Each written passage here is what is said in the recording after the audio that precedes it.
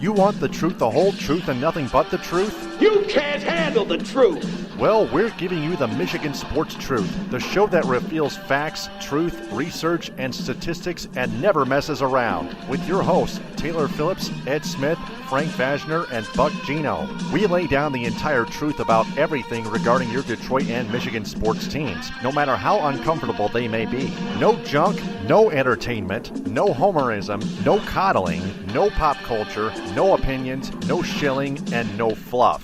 Follow me, Taylor Phillips, on Twitter at DT2Phillips with 2 L's. Follow Ed Smith on Twitter at EdSmith313. Follow Frank Vashner at Frank_Vashner, VAJCNER. And follow Buck Gino on Twitter at BuckGino3rd. Also like our Facebook page, The Michigan Sports Truth, and join our Facebook group with the same name. The hosts of the Michigan Sports Truth podcast do not take any suggestions or criticism from any member of its audience on how it should be run. It is up to the host to decide what they want to cover. They also do not intend to be any amount of popular in any way, shape, form, or fashion. Additionally, the views of the audience, right or wrong, do not reflect the actual truth revealed on this program. Episode 290 of the Week in Review is in session. I'm Taylor Phillips, flying solo. Ed Smith out for assignment due to an undisclosed personal matter. He'll be back next week, hopefully. Got a lot of discussions to talk about, a lot of topics. But first, we're going to get to pro football. Touchdown, Detroit Lions! In the NFL, the Detroit Lions beat the Cleveland Browns 38-24 in a game that was clearly a joke. Left offensive guard Taylor Decker returned to action prior to that game, surprisingly. And I didn't expect him to return that soon. That was a month early. Exactly a month early. I projected Taylor Decker to be back December 10th. But he was activated from the PUP list, and they had to waive Greg Robinson with injury designation,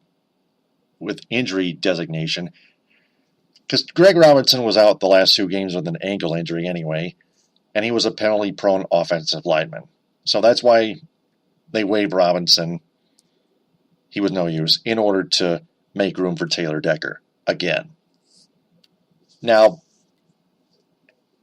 in the game, the Lions let the Browns hang around for most of the game when it should have been a rout. But then again, it was the Lions and the Browns that were playing each other clearly. So you can tell it was a Super Bowl matchup, like Chris Berman would put it. And the Browns came up with a whopping total of 413 yards. Oh, man! Are you kidding me? Yet the Browns find a way to lose because Lions tight end Eric Ebron came up with a 29-yard touchdown catch early in that fourth quarter, and it stood to be the game winner because Golden Tate sealed it late in that quarter with a long 40-yard touchdown catch. First half, Lions had horrible play calling, and Taylor Decker's return didn't help much, or at all for that matter. They let Matthew Stafford throw more in the second quarter.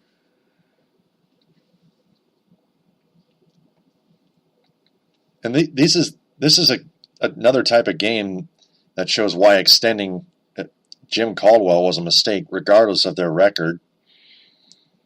Because Jim Caldwell is not a good head coach, not a smart head coach. Cleveland also let the Lions off the hook multiple times, especially that first half ending. Although if you look very closely, Akeem Spence got away with a delay of game by holding down a Browns player. The first game with Decker back and the rust showed early. With more time and reps, protection should get better. Last year, the team had 8 wins in one-score games. This year, only 1 and a 1-3 record in said games.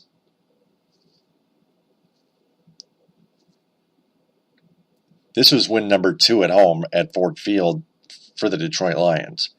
The silver lining is the defense generating turnovers far greater than last year to make up for the offensive sputtering near the red zone as of late. Also, Golden Tate III and Marvin Jones Jr. both on pace for 1,000-yard seasons each. And despite the Lions being one game over 500, 5-4, and two back of the Vikings, and the Lions are tied with the Packers, by the way, at 5-4 for second place in the NFC Nuke North. That NFC Nuke North division is still on the table due to an easy schedule the rest of the way. The Lions only face one team with a current winning record, and that's the Green Bay Packers without Rodgers at home.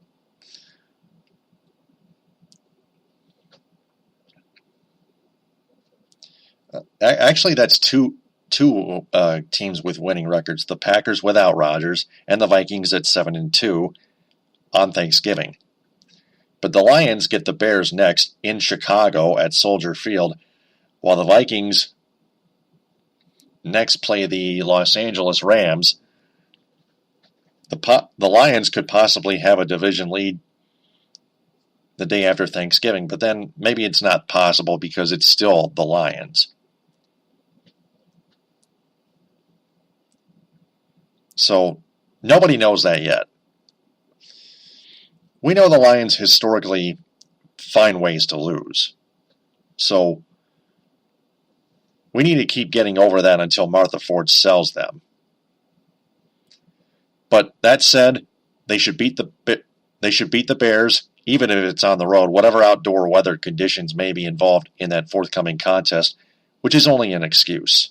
A weak excuse, I may add. One note to pass along to you guys. Prior to the Browns game, the Lions selected Eric Ebron as one of their honorary captains. You're crazy! You're crazy! You're crazy! Are you crazy? Aside from that, they had placed TJ Lang on concussion protocol. They signed Lang earlier this calendar year, the previous offseason, the last offseason.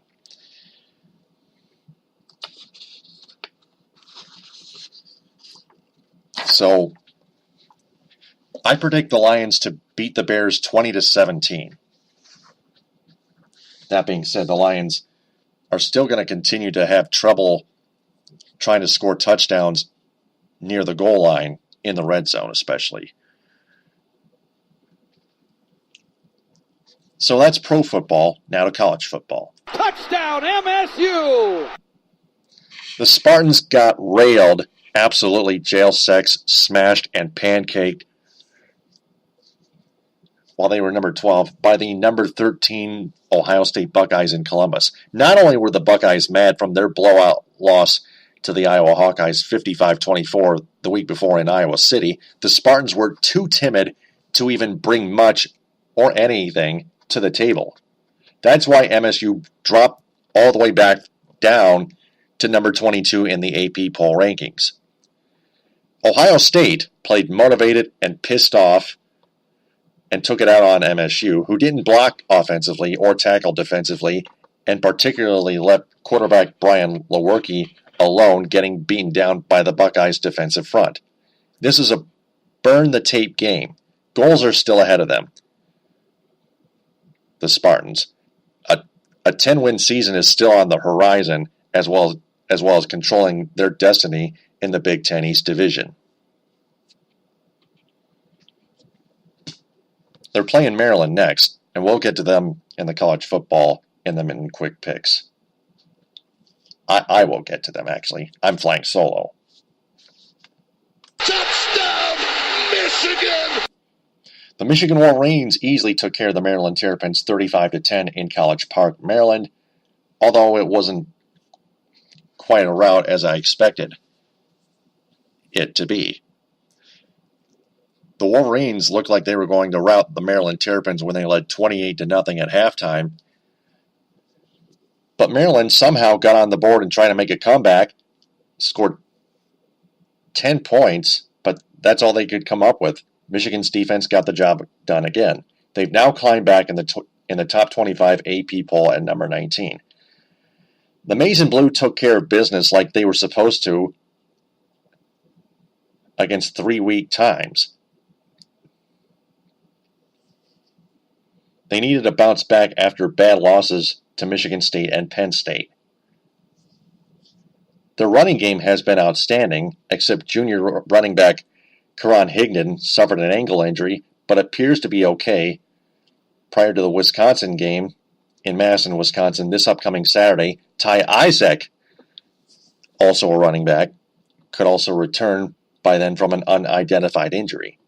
Brandon Peters, their starting quarterback as of right now, has played game manager perfectly, but the only question in this podcast episode here is, can he help deliver against a tougher competition in Wisconsin and at home against the Ohio State Buckeyes? Can Peters have a big moment or a big throw like we've seen from Jake Rudock and Wilton Speight?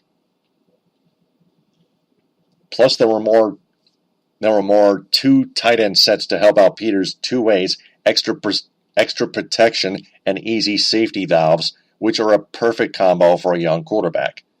And these are Ed Smith's notes. Quite honestly, he sent me some notes just to help me out on this one. I like to thank him for that. You can follow Ed Smith on Twitter at EdSmith313. He is my number one co-host. And a big-time diehard Michigan football fan, if you excuse him for a minute. For at least 1 minute, or maybe a few. The defense was also showing resurgence of hustle. Graduate defensive lineman Maurice Hurst,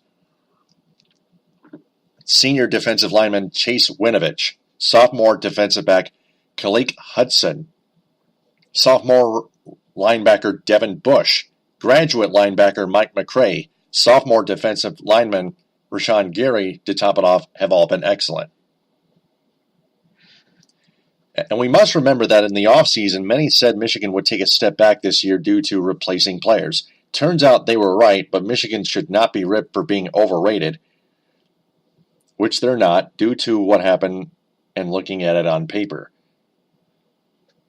The 4-0 start masked that, and reality has set in. An 8-win season is after that. An 8-win season after that is not surprising, just disappointing after back-to-back 10-win seasons, including last year.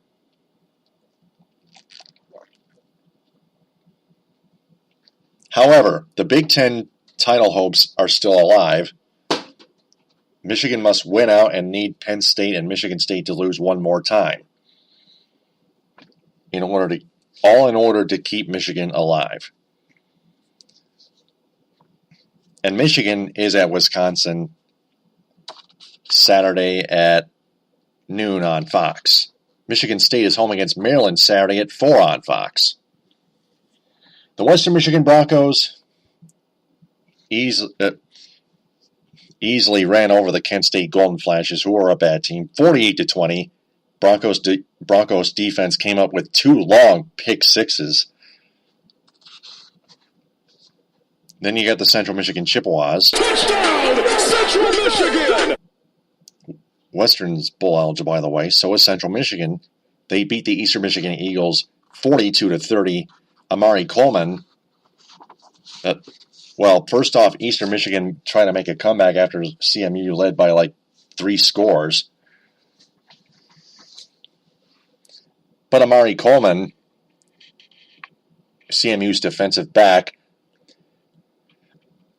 it caught a pick 6 to seal it with under a minute left, and EMU's Brogan Roback threw 5 interceptions. Oh, man! Are you kidding me? It's no wonder why Eastern Michigan has a losing record. Also, Brogan Roback, their kicker, I don't know how the hell he did last weekend.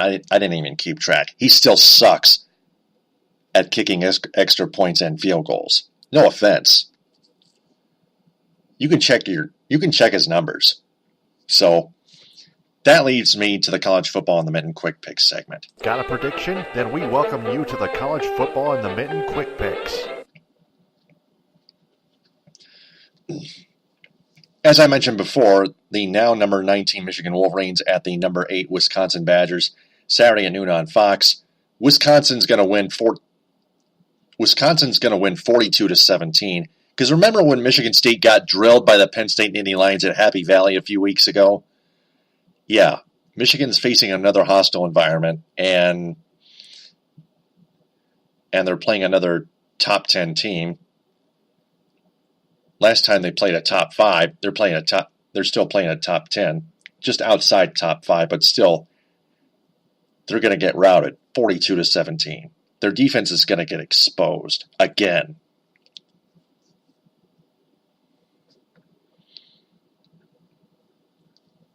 And I highly doubt that Brandon Peters will have enough offensive firepower to put enough points on the board. The Michigan State Spartans, now number 22, host the Maryland Terrapins Saturday at 4 on Fox. Michigan State wins 45-7. They have an easy game. Maryland's on the road. Spartans, yeah, they got cold-cocked by the Ohio State Buckeyes 48-3. Mark D'Antonio should not be happy about this. Neither should Dave Warner. The players were not doing their jobs. The coaches are not to blame. The players are. Mark D'Antonio should have ripped them. Mark D'Antonio has to put a lot more motivation into his players. The players, especially the offensive linemen and the defensive linemen, have to pull their weight. They have to show a lot more power in the line of scrimmage.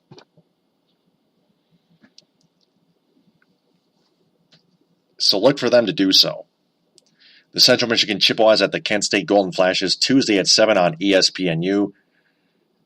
CMU wins 49-13. They've been so damn good on the road. They beat the best team in the MAC East, or as Frank Vashner would call it, the MAC Least. They routed the Ball State Cardinals 56-9. I think that's what I remember. In Muncie, they beat the Western Michigan Broncos 35-28 in Kalamazoo 2 weeks ago. And they're coming off a home win.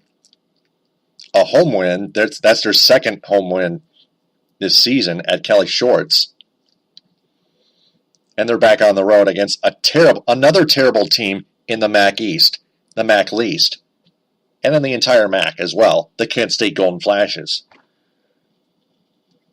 Shane Morris, Corey Willis, Jonathan Ward, their offense is going to continue to light it up. And this is nothing to do with me being a Chippewa. I'm sorry if I'm confusing you all, but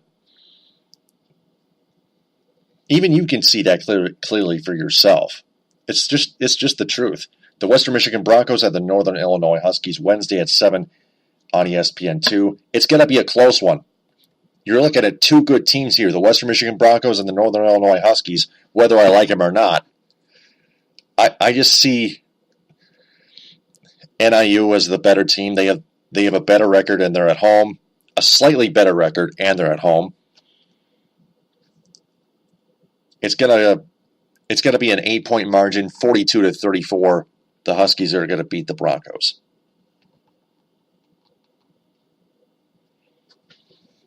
Then you got the Eastern Michigan Eagles at the Miami, Ohio Redhawks Wednesday at 7 on CBS Sports Network.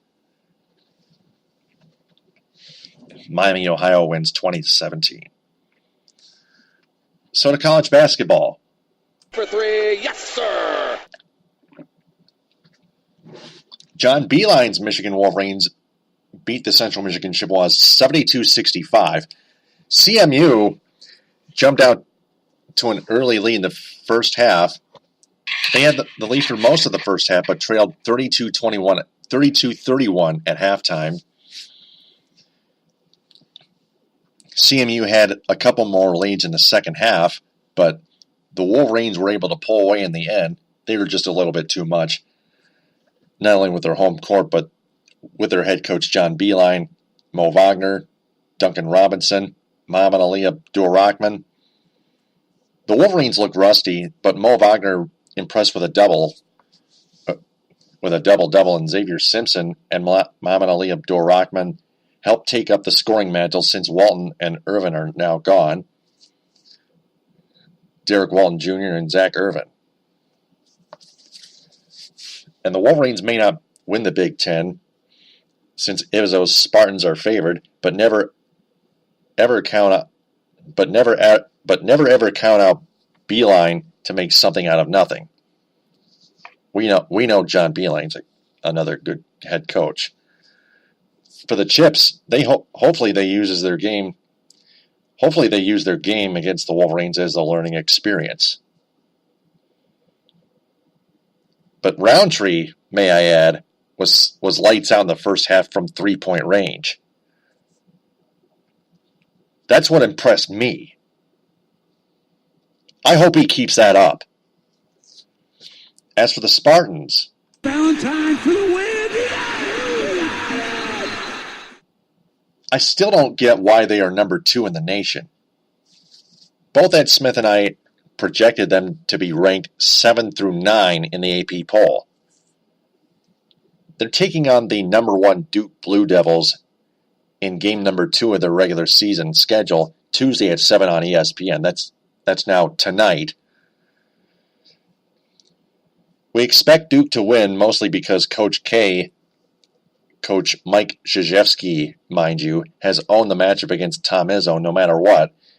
The Spartans will still be very good and may actually win the conference, but we just don't see them as a Final Four favorite.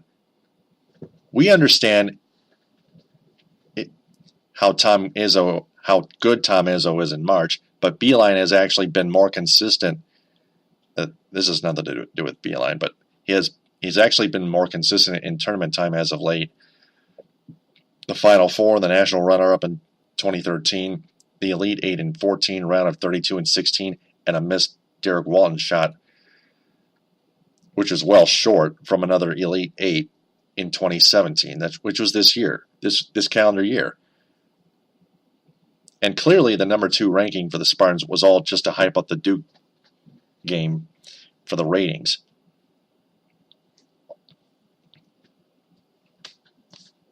And we doubt that we'll see both teams in the Final Four come April, mostly because March Madness is always tricky. That's college basketball. Oh, one more thing. The Western Michigan Broncos lost at the South Carolina Gamecocks 78-60. They got off to a good start,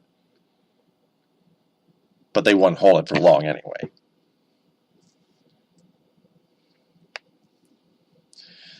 Now we transition to pro basketball in the NBA. Left sideline, 3 and he answers.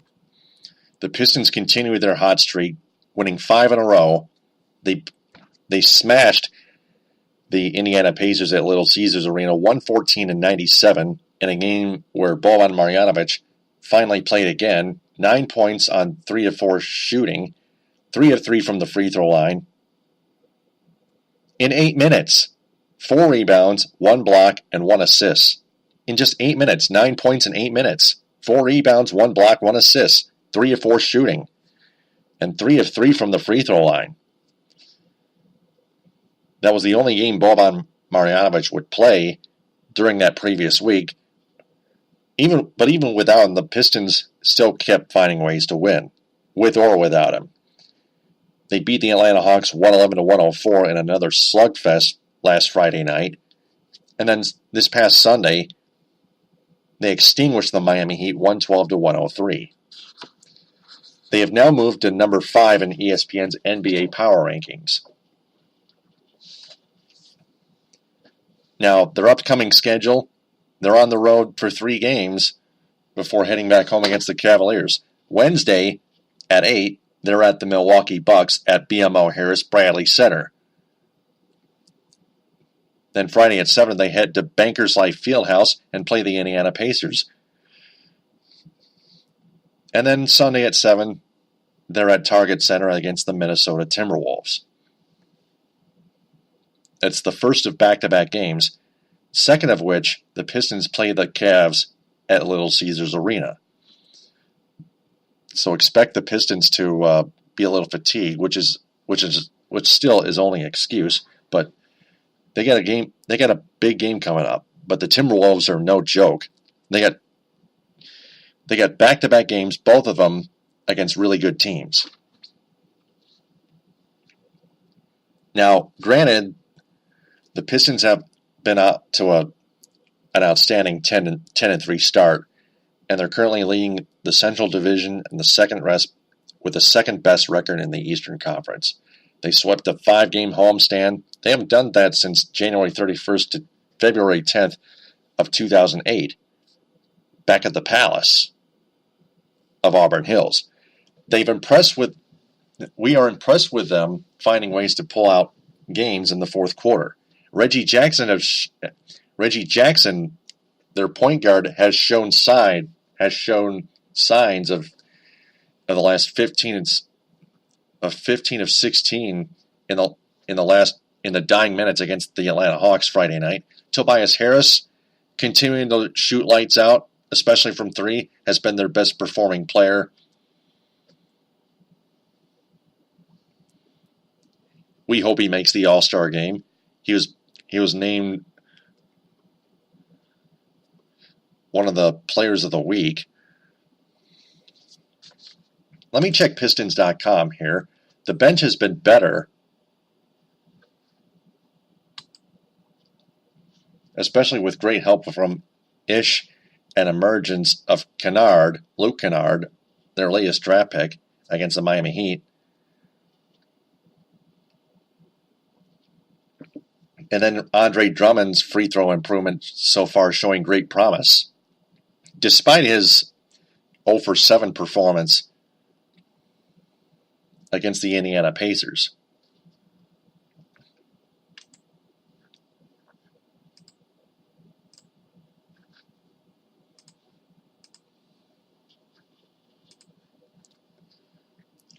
Also, we understand why the attendance has been low. The Pistons have only 2 playoffs in the past decade. Both ended in sweeps thanks to LeBron. An early preview against the Cavaliers next Monday. 0 playoff wins since the 2008 Eastern Conference. And not too much of an exciting offseason that caught everyone's attention.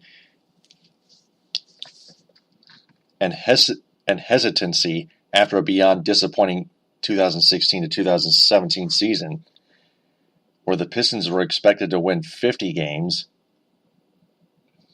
which doesn't seem right, to reach the top 4 in the East. That's not right. They blow it and they miss the playoffs. But winning cures everything. More wins equals more seats sold.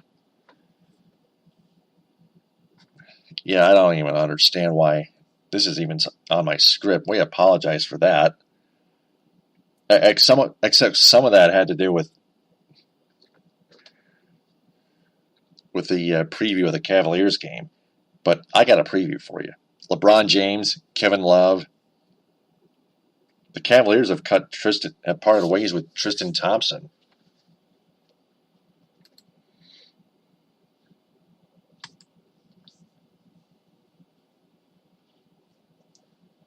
Tobias Harris, still looking it up, but if the Pistons have a good week on the road against the Bucks, Pacers, and Timberwolves, then there are no excuses to why next Monday shouldn't be a sellout with LeBron and the Cavaliers visiting. Then you got Boban Marjanovic, a basketball player who Stan Van Gundy and Jet Bauer are still wasting in terms of contract money. 3 years, $21 million. They at least they used him for at least 8 minutes, 8 and change minutes against the Pacers in the 114-97 victory. Tobias Harris was actually named the Eastern Conference Player of the Week. That's what I was trying to dig up.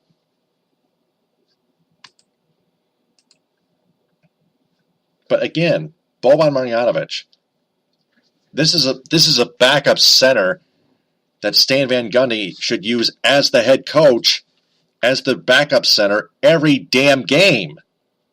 I'm not kidding. Sometimes Boban Marjanovic may be lost defensively. At least he comes up with blocks. He came up with a steal last Wednesday. He only played 8.5 minutes, for God's sake. And he came up with 9 points. If you do the math, Boban Marjanovic can score almost 30 points in 25. Figure that out. Maybe not every game, because all players are human. They have bad games. But Boban Marjanovic is a mighty beanstalk. And he's got a brain, and he's very mature, unlike Andre Drummond.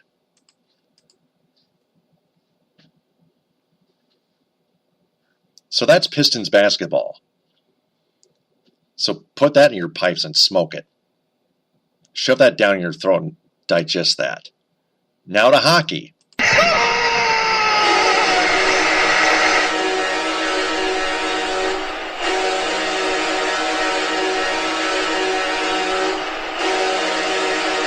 Man, oh man, the Red Wings keep finding ways to lose.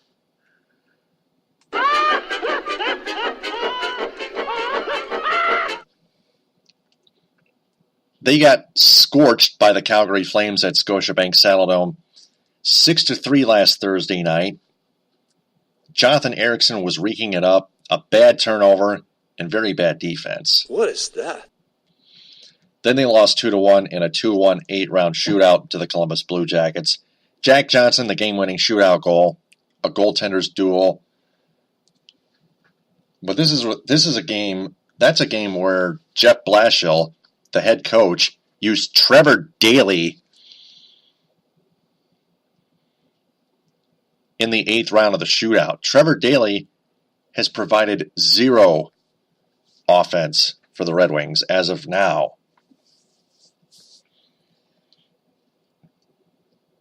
$3 years, $8.5 to $9 million. Another long-term contract signed by Ken Holland for Trevor Daley, blocking yet another prospect. They're home against the Calgary Flames Wednesday at 7:30, and they're home against the Buffalo Sabres Friday at 7:30. After their performances this year against the Columbus Blue Jackets especially, you have to assume that goaltender Jimmy Howard should be dealt for rebuilding purposes near the trade deadline, which is like February or so. Their 8-8-2 record lets us know how middling this team is when it comes to mediocrity, meaning they are unable or refusing to tank because they think they're still good enough to make the playoffs again. After having their stupid, irrelevant playoff streak snap last season because they're actually not good enough to do so, which leads them to yet another middle of the first round draft pick in 2018. The rest of the schedule looks like this. They're home against the Colorado Avalanche Sunday at 6. And then on Wednesday, the 22nd, they're home against the Edmonton Oilers to complete their 5-game homestand at Little Caesars Arena for the Red Wings. Not the Pistons, the Red Wings. If you're just tuning in to this podcast live. And lastly, we are still hoping for more losses, in case you forgot, to expedite the rebuild. A higher top pick in 2018, and more importantly, the firing of general manager Ken Holland, period. But that'll have to take Chris Ilitch selling the franchise first, which he will, because remember, back on March 8th of this calendar year, 2017, the founder and editor-in-chief of the Detroit Sports Rag reported that according to two sources from two former Ilitch employees, Chris Ilitch's wife, Kelly Ilitch, is telling friends by whispering into their ears that the Tigers and Red Wings both will be sold due to the family's intense concerns over tax issues. And you could read that for yourself. Those are sources with legitimate facts and research, whether you like it or not. It's time for the Ilitches to go away from the city of Detroit. Well, sports-wise. Not business-wise, but sports-wise. The Ilitches need to ship the Tigers and Red Wings away. So, no 5-question segment for this week, unfortunately. But I do have one event to grade. Pencils down, everyone. It's time to find out what's your grade.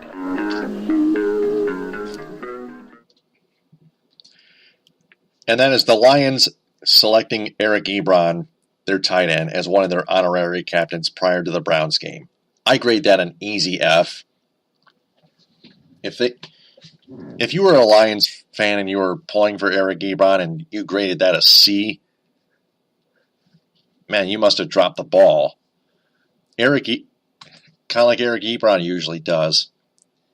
He's dropped most passes this season. I get it. Eric Ebron caught a game-winning 29-yard pass for a touchdown early in the fourth quarter. It doesn't change any damn thing. Eric Ebron is still a dud. It's only one game-winning touchdown catch. Every dog has its night. Every dog has its day.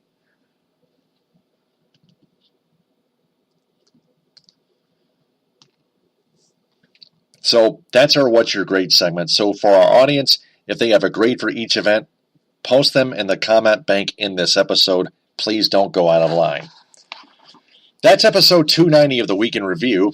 Before I sign off, I want to remind everyone to share this episode and our entire podcast on social media and have their friends share that as well, because I want to tell them that the Michigan Sports Truth podcast is boosting its posts of each episode from Spreaker on its Facebook page and searching for a wider local audience that is fans of sports and local advertising sponsors. If anyone has a local business in the state of Michigan that has a passion for sports and is interested in sponsoring this podcast, send our Facebook page a message, The Michigan Sports Truth. On behalf of Ed Smith, who hopefully will be back next week, I'm Taylor Phillips. Follow me on Twitter at DT2Phillips and Ed Smith at EdSmith313. Like and share the Michigan Sports Truth Facebook page and join its Facebook group. We'll talk to you next week on episode 291 of the Week in Review. Thanks very much for listening, downloading, and sharing TTFN. Ta-ta for now. Bon appétit.